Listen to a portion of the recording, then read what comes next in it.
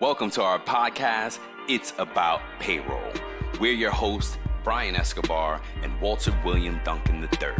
Whether you're new to the payroll game or a seasoned veteran, we have something for you. Put simply, you don't need to collect 100 invoices. You don't need to transfer 100 payments in whatever number of currencies, whatever number of payment methods. You have just one invoice. Transformify sits in the middle as agent of record, mitigating all compliance risk. Welcome back, folks. This is another episode of It's About Payroll, episode 87, right, Walt? Yes, episode. How are you doing today, sir? I'm doing well. I'm excited to speak to our wonderful and amazing guest. I'm excited, man. I'm grateful for another day. How about you? I'm great. Yes, thank you for that. And without any further ado, we have with us today Liliya Stoyanov. Did I say that right? Absolutely. Oh, awesome. Lilia is a CEO and angel investor at Transformify, and she's going to teach us all about what problems she solves today. Without any further ado, welcome to the show. And what we ask everyone always first is, how did you get into payroll? Accidentally. Actually, absolutely. And I'm very honest about it. First of all, my background is all about fintech and payments. And when I Wow. started building a new business and investing into it, my big question was, how do I entice people to use this product? There are so many fintech companies out there offering you e-wallets, cards, you Yeah. name it. How do you differentiate this product from all the rest and make these people want it and stay with it? Yeah. And somehow it came to my mind that if you give these people something they need, and what they need is something that helps them earn more money, then you have them. And this was long before COVID. At the time, digital nomads and working remotely from various places was still very exotic. So people loved it, loved the idea. Of course, it was really hard to sell to corporates and to companies in general. We're talking back 2015 when the company started. Wow. But it was super exciting. Building something new as a concept, especially talking to people who want to be financially independent, but also they wanted to travel the world. They wanted to live their lives, not to be locked in a cubicle somewhere. So that's how I ended up with Payroll. And that's why I say accidentally, because obviously, the moment you give them a job and they're independent contractors, it becomes payroll on demand because their services are on demand. And that's the answer to your question. This episode is presented by TimeTrack Go, the simply better employee time clock software that is going to make your life easier. In addition to the unique graphical employee time card that helps you quickly identify and fix mistakes, TimeTrack Go is excited to announce it's now compatible with QuickBooks Desktop, providing effortless data transfer and reduced errors. TimeTrack Go will not only save you time and money each week, but the easy to understand user interface and the ability to turn an ordinary tablet into an employee time clock will get you and your team up and going in just minutes. Find out what a simply better solution can do for your business. To learn more and sign up for your 14-day free trial, go to www.timetrackgo.com. That's TimeTrack go.com or call 888-321-9922. Let's go. Yes, absolutely. And what does payroll on demand really mean? How does that even work? If you provide your services on demand, and these are people that are either self-employed, they decided to start a legal entity of their own, they already have an idea. Either it is a side hustle because they want to repay their student debt, or they have a mortgage and 9 to 5 doesn't help much paying the mortgage, the school tuition, whatever else they have to pay, so they need more. It could be just something that is supplementing your 9 to 5 income, But for many people, they start like that. They see that they can build a business of their own, and they start doing consulting or rendering their services as their mainstream of income. So at that point in time, you need to give them a way to, first of all, do their job, render the services, or it could be something else. It's not necessarily online. Usually, when you say you build a business, these days people believe it needs to be remote. Not necessarily. You could be a plumber, you could be an electrician. There is Yep. very high demand for those services, believe me. Yep. Yeah. And at the same time, you are owning your legal entity, you're registered as self-employed, but it's definitely not your job to deal with issuing invoices, making sure that those invoices are tax compliant, making sure that whoever needs to pay you pays you timely. This is precisely what payroll on demand is. It's automation of all processes from beginning to the end, starting with compliance, signing agreements electronically, automatically issuing invoices, automatically transferring payments, Oh wow. especially when it comes to cross-border payments in various currencies. I don't know where in the world you are, but imagine you are in Brazil and you provide marketing services to some company based in the US. Mhm. Obviously, the company in the US would love to pay in US dollars. They collect their own revenue in US dollars. They don't want to really exchange into Brazilian real. But you're really used to PIX in Brazil, the local payment method, which works quite well with Brazilian real, not Mm. with US dollars. Obviously, it's Brazil after Yep. all. Yep. You definitely need a way to give people what they want to support their payment methods and to make sure that they're paid in the right currency. So it's automated. Otherwise, if you run a business, let's say in the US, do you want to deal with all this? Obviously, you want to hire the right people. Doesn't matter the location. That's Yep. what everyone is doing these days. Talent matters more than location. Mm. But I at the like that. same time, your business is marketing.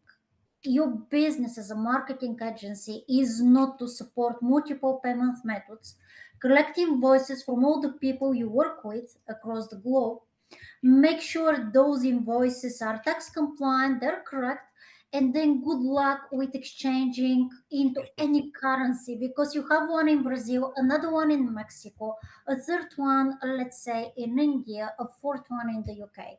All these are different currencies, different payment methods.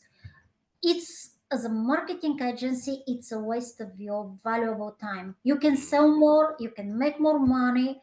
Admin work is something that should and needs to be automated. That's So amazing. yeah, that's a lot. So what I want to start with is I love that statement you said, talent matters more than location. I love that.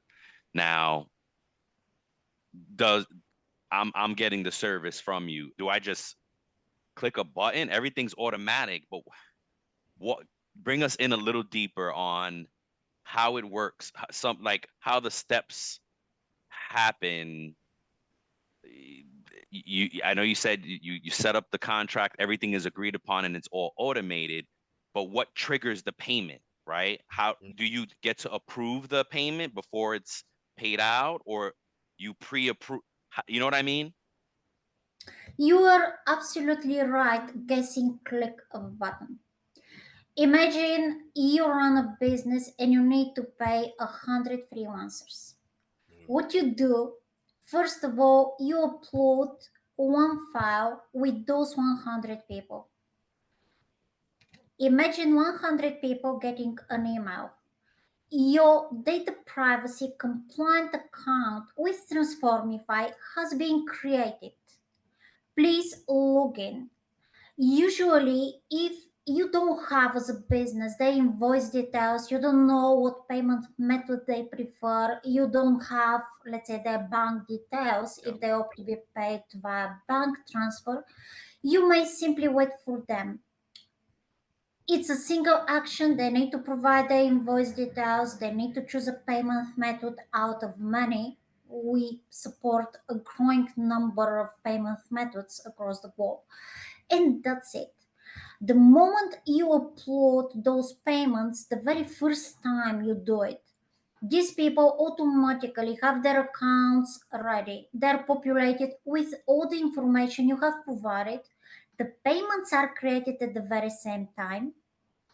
You go through the payments, you validate them, and usually we say please adhere to 4i checks. One person is creating payments, a second person is validating them. Once those payments are approved and validated, what happens is automatically the invoices, they're called self-billing because we issue these invoices on behalf of the freelancers and service providers. We don't expect them to do anything. Those invoices are automatically issued the moment you click approve. On the other hand, one invoice is issued for all 100 payments you created. It's an invoice from Transformify to you as a marketing agency. Put simply, you don't need to collect 100 invoices. You don't need to transfer 100 payments in whatever number of currencies, whatever number of payment methods. You have just one invoice. Transformify sits in the middle as agent of record, mitigating all compliance risk. You pay to Transformify, let's say you transfer 1 million for those 100 payments. And you can opt to pay in whatever currency you collect your own revenue in, so you don't have unnecessary exchanges. And after that, it's our responsibility to disburse all these payments in the necessary currency, observing the preferred payment methods. So it's fully automated. Even the creation of those data privacy compliant accounts for the service providers and freelancers happens automatically. We want people to be really comfortable that no extra work and effort is required on their end. Gotcha. Before we continue, we'd like to take this opportunity to invite you to connect with us and to stay engaged with the It's About Payroll community. If you want to be the first to know when we drop new episodes, hit that subscribe button on your favorite podcast app, and don't forget to share with your friends and family.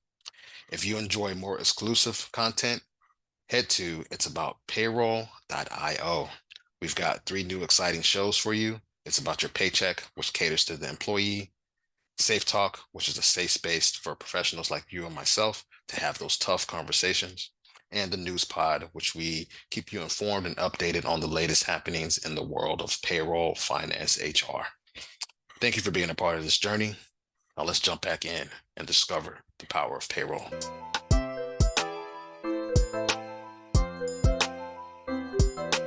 That's amazing.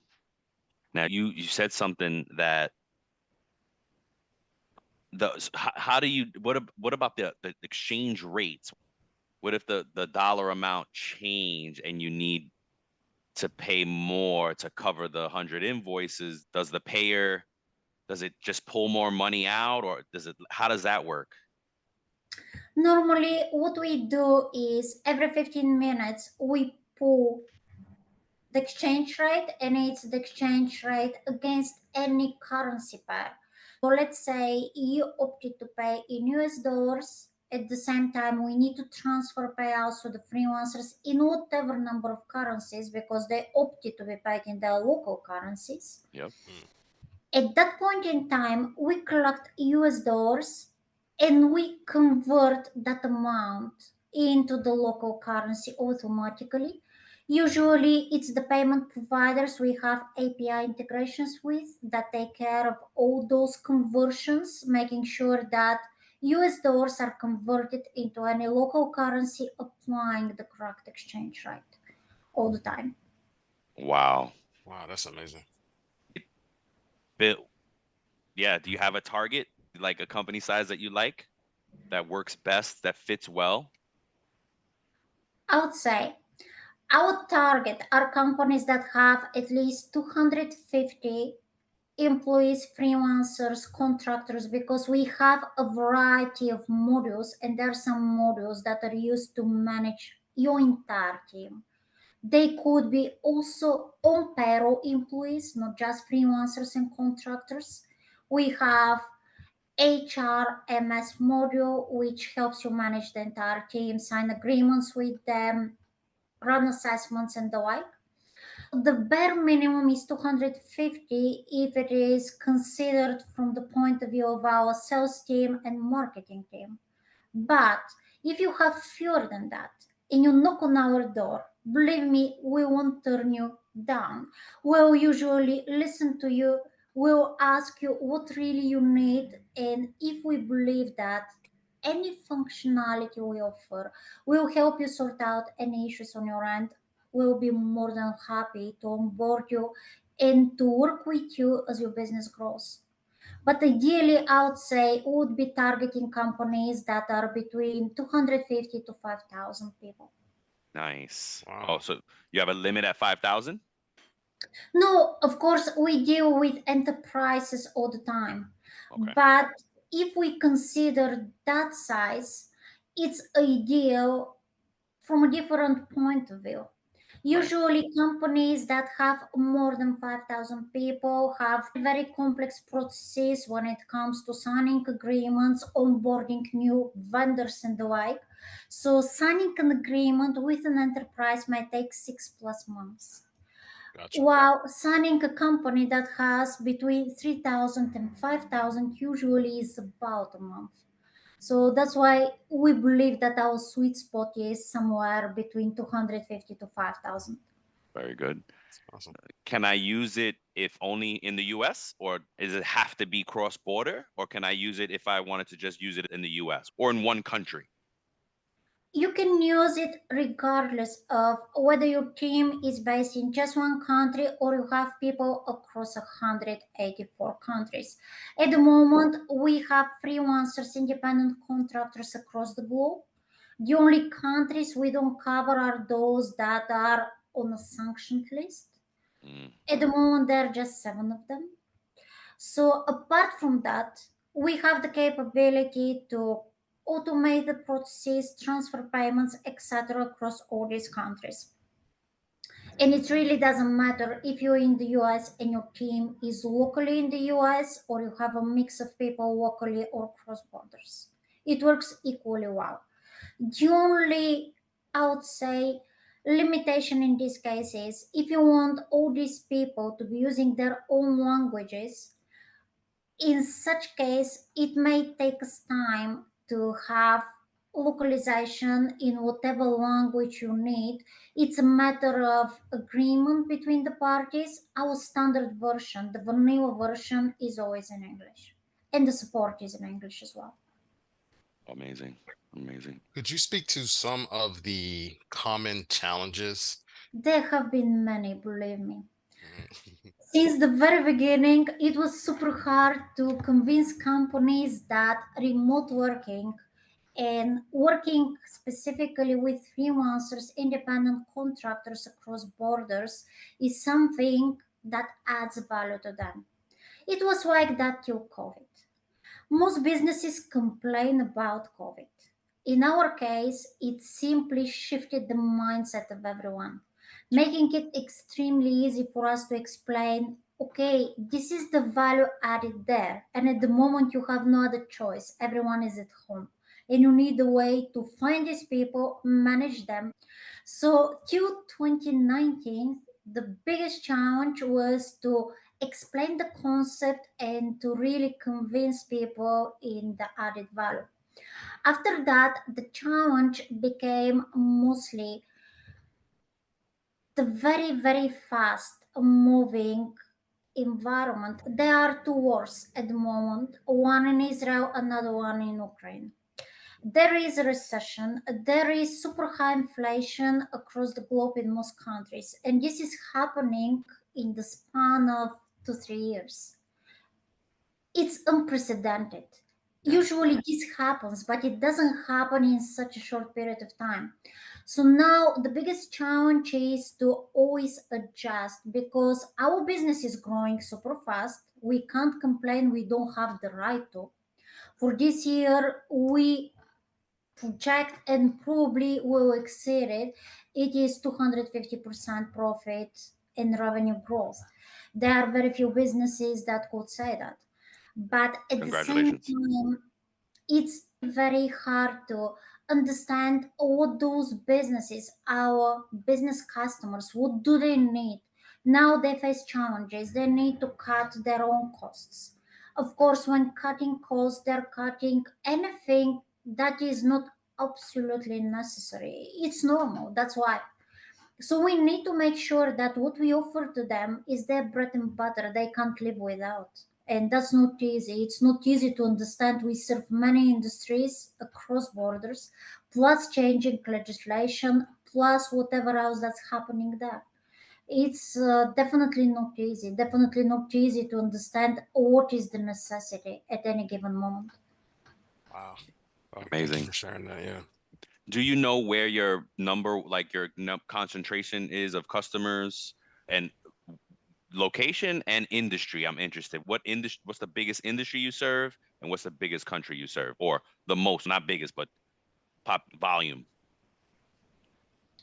Industry wise, and it's always the industry that leads in our way, because you have multinational companies and they may have their headquarters somewhere for whatever the reason might be. It could be the tax regime, it could be the licensing regime in a particular country, a variety of reasons. The legislation locally also could be enticing those countries to incorporate in a particular country.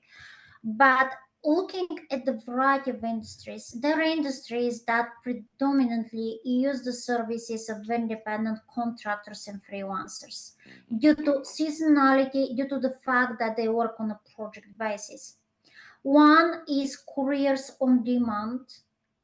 Many courier companies these days cannot afford, due to the changing demand for their services and seasonality as well. They can't afford to have everyone on payroll. There are peaks and downs all the time. For that reason, they always have a core team, which is 20 to 50% depending on the business and the country. Everyone else tends to be on demand. Same with food delivery companies. Their riders, as they call them, they're off payroll, almost 100% of them. Then you have agriculture due to seasonality. You don't pick strawberries year round, do you? No. Same about apples, same about mangoes, whatever else is there. Again, due to seasonality, they have lots of people that are temporary workers. They're usually independent contractors that are hired for a specific period of time. Then you have FMCG, the same. They have seasonality and it's driven by demand, holidays. Now it's Christmas, you can imagine everyone asking for chocolate Santa Claus and the like. Yeah. But it's those 2 weeks. After Yeah. that, you don't necessarily need so many people engaged in that production process. Then you have industries that work on a project basis, and it has always been like that. You have marketing services, you have a software development services. Imagine today you need a videographer, Yep. tomorrow you may need an editor, Yep. and after that you potentially may need someone who's really good with AI cartoon creation. All this, because it's on a project basis, obviously would be a challenge if you keep them on payroll all the time. It Yeah. hits your bottom line and it hits it hard. You can't be profitable, or your profit margin becomes super thin. For that reason, again, you have a mix of core people that are on payroll and everyone else is on demand. You have outsourcing. The outsourcing industry is big. Another one that may not come to your mind is translation agencies. Mm. Some of them have 20,000 plus, and all of them are freelance editors, copywriters, translators. Because today you may need someone who is really well versed and knowledgeable and could write a product description for pharmaceuticals industry in Japanese. But tomorrow you need someone who is really proficient in Korean. And you can't keep them on payroll. There are 20, 30,000 of them, especially some of our biggest customers, they may have a lot. And they need to be able to sort them out. They need to be able to filter them out to always find the right person based on the project that's coming in. Wow. Wow. I think this is the most efficient interview that we've ever done. Right? Yes. You're so well versed and knowledgeable about this. And as you should be, right? You're the CEO and you know your business. You're the perfect example of knowing your business. And that is awesome. Now, you're also a professor. Is that right? Well, I started the interview with example of side hustles. To me, it's one of my side hustles, and it started again accidentally. I was speaking at a big conference in Barcelona, and after the lecture, a very nice man come forward and asked me, "Okay, you are really knowledgeable about fintech and the financial services industry. Would you like to come and join us? Because we would love to have professors that are not necessarily academics. We want people who have real life experience. That's what our students, and my students are seasoned managers. They are usually 45, 50 plus. They have lots of experience and they are at the moment tackling a particular problem, being it financial restructuring, being it business transformation, being it completely digitalizing their payment processes, whatever it might be. They have a real problem and they want a real life solution. They don't want theory. So that's how it started, and I have been a professor for already 7 years, and I love it. That's Wow. amazing. Yes. That is Yes. amazing. It's a dream of ours too to teach payroll at a collegiate level. So Yeah. we always interested in talk to professors and see how you got into it. That's amazing. That's awesome. Well, Man. Well, yeah. now you may be attracting the attention of the right business school. You Yeah, never know who's listening about that. that's right. Yes. You're so efficient and effective is Yeah. amazing. And I really enjoyed this conversation. And I hope that we can have you back again one day. I know there's so much more there you could share with us. Oh, absolutely. Yeah. Yeah. Anything else, Walt, before we go? If you could give us one parting note for anyone who's coming up in the business, fintech, payroll, what's one piece of advice that you would give to everyone out there? Don't be discouraged. In our industry, everything changes all the time. And if this discourages you because you believe that you know it, and out of a sudden you find out that you don't necessarily know or think about it, that's life. Just keep learning. That's it. That's what the opportunity. If nothing changes, there is no opportunity out there. Yeah. Thank you. Thank you. As we near the end of this episode, we'd like to extend our heartfelt gratitude to you for listening. Before we sign off, here are a couple quick things. Don't forget to follow It's About Payroll on LinkedIn and It's About Your Paycheck on Facebook and TikTok. We love engaging with our audience, and you'll be able to receive exclusive updates and behind the scenes content. Thank you for being a part of our payroll community, and thank you for being a part of this journey with us. Until next time, keep learning, keep growing, and most importantly, keep going. Thank you very much. Lilia, thank you so much again for joining us. You've been an amazing guest. And Yes. folks, please go and look Lilia up. And it is transformify.org. Transformify.org. There's many services out there. Um, yeah, thank you again for being on the show today. And we look forward to having you back. It was all my pleasure. I would love to join you again. And I'm sure that we could really add value to everyone who's listening from completely different angle. Yes. Agreed. Agreed. Yes. Yes, yes, ma'am. And again, folks, Liliya Stoyanov from Transformify. Thank you so much. Thanks. Thank you for tuning in to It's About Payroll. Until next time, keep learning, keep growing, and most importantly, keep going.